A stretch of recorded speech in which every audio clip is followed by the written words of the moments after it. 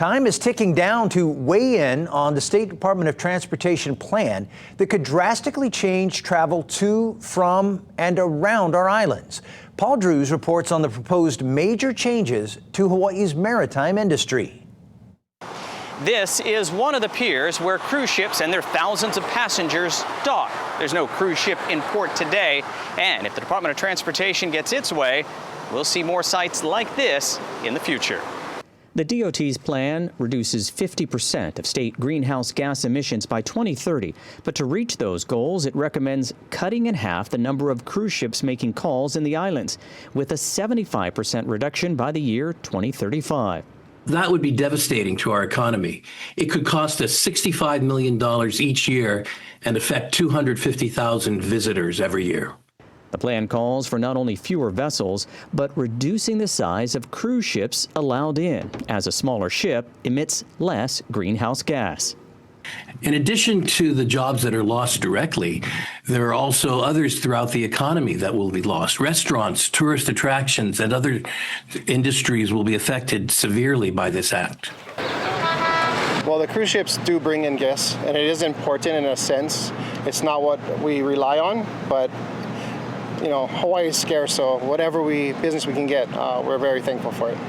Other businesses worry about the message cutting cruises would send to all travelers interested in coming to Hawaii. The president of Atlantis Adventures in Hawaii issued this statement saying following through on this would have a negative impact on this important segment of Hawaii's visitor industry and come at a time when travel to Hawaii is below expectations. Because of what's going on in the economy, not as many people are traveling, and so it kind of, it hinders on that. Businesses that operate commercial harbor craft like Hawaii Glass Bottom Boats could even take a double hit under the plan.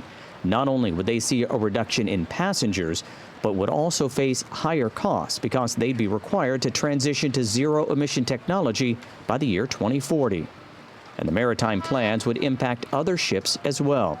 For vessels traveling between the islands, they would need to use 100% bio or renewable diesel in the next 5 years, while 70% of ships headed to or from the mainland would need to use renewable liquid natural gas.